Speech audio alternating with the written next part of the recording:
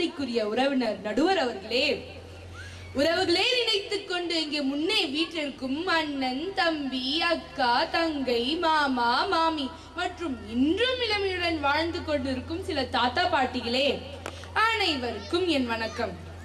நடுவர் அவர்களே, தபால் போடுறவர் என்னன்னு சொல்வீங்க? தபால்காரர். பால் போடுறவர் என்னன்னு சொல்வீங்க? பால்காரர். அப்ப பிச்சை போடுறவர் என்னன்னு சொல்வீங்க? கொடையாளி வல்லன்னு சொல்லுவோம். பிச்சை போடுறவர் வல்லன்னு தான் சொல்லுவோம். ஆனா பிச்சை போடுறவங்கள பிச்சைக்காரங்க நினைச்சு இங்க 3 பேர் உட்கார்ந்துருக்காங்க. ஐயோ பாவம். அப்படி சொல்றதுக்கு வாய்ப்பு இருக்குங்க. கரெக்ட் தான் சொல்றது. பிச்சை போடுறத பிச்சைக்காரன் தான் சொல்லுவாங்க. அப்படின்னா நம்ம தமிழ்நாட்டுல இப்ப கவர்மெண்ட் எல்லாத்துக்கும் பிச்சை போட்டுக்கிட்டு இருக்கு. தமிழ்நாட்டு கவர்மெண்ட் என்ன சொல்றது? பிச்சைக்கார கவர்மெண்ட் சொல்றதா? எல்லாருக்கும் ஓசி டிவி கொடுக்குது, எல்லாம் கொடுக்கறது, ஓசி கொடுக்கறது பூரா பிச்சை கொடுக்கறதுன்னு சொல்லி அர்த்தமா இருந்தாலும் இருக்கும். சரி, பேச்சை தொடர்ந்து கேட்போம். பேசுங்க. நீங்க ஞாபகம் வச்சுக்கோங்க, பணங்கிறது பனைமரம் மாதிரி, ஏறினா நுங்கு, விழுந்தா சங்கு. ஞாபகம் வச்சுக்கோங்க.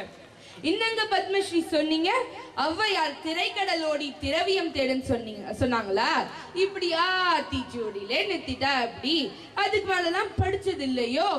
பாடுபட்டு தேடி பணத்தை புதைத்து வைத்த கேடு கெட்ட மானிடரே கேளுங்கள், கூடு விட்டு இங்க ஆவிதான் போன பின்பு யார் தான் அனுபவிப்பார் பாவிகால் அந்த பணம்னு ஔவையாரே ஆணித்தனமா சொல்லி வச்சத மறந்துட்டீங்களா? இல்ல மறைச்சிட்டீங்களா? பணம் சேர்த்து வைக்கவங்கிட்ட நான் சொல்றேன், நீங்க வீட்டுக்கு பணத்தை மட்டும் சேர்த்து வைக்கலங்க, குடும்பத்துல பிரச்சனையும் தான் சேர்த்து வைக்கிறீங்க. பணம் அணைஞ்சிங்கன்னா அப்ப 1 லட்சம் சேர்த்தா 10 லட்சம், 10 லட்சம் சேர்த்தா 50 லட்சம், இப்படி இலக்கு மாறிக்கொண்டே இருக்குமே தவிர வாழ்க்கையில நிம்மதி இருக்காது. இப்போ பணம் அலைஞ்சிங்கன்னா அப்புறம் எங்கே நிம்மதி, எங்கே நிம்மதி பாடிக்கிட்டு இருக்க வேண்டியதாங்க. நண்பர்களே, பணக்காரர்களாய் சாவதற்காய் ஏழைகளாய் வாழ்க்கையை தொலைத்து விடாதீர்.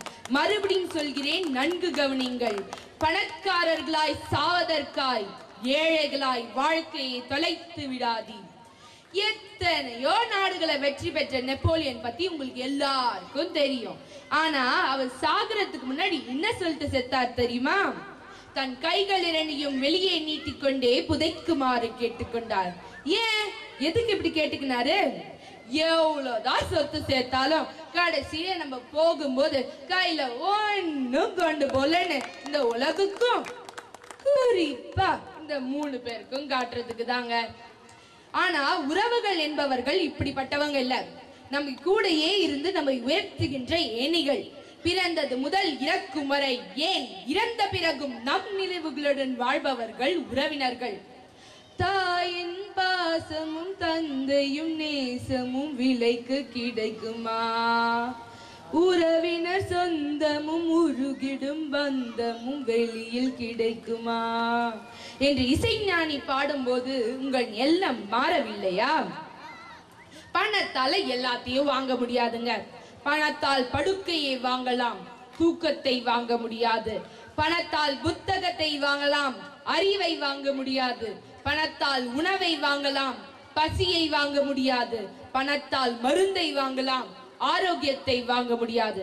இப்படி அடுக்கிக்கிட்டே போலாம். பணத்தால் வரும் மகிழ்ச்சி வானவில்லை போல, எப்போதாவது தான், அதுவும் கொஞ்ச நேரத்துக்கு தாங்க வரும். ஆனால் உறவுகளால் வரும் மகிழ்ச்சி சூரியனை போல, நேரடியாக பகலிலும் நிலவின் மூலமாக இரவிலும் என்றென்றும் வரும் மகிழ்ச்சி. நடுவர் அவர்களே, உங்க குடும்பம் ஊர்ல காத்துக்கிட்டு இருக்காங்க. நீங்க எடுத்து செல்லும் பொன்னகைக்காக இல்லை, உங்கள் முகத்தில் உதிக்கும் புன்னகைக்காக என்று கூறி வாய்ப்பளித்த அனைவருக்கும் நன்றி கூறி விடைபெறுகிறேன். நன்றி, வணக்கம். வாழ்க வளமுடன், வாழ்க உறவுடன்.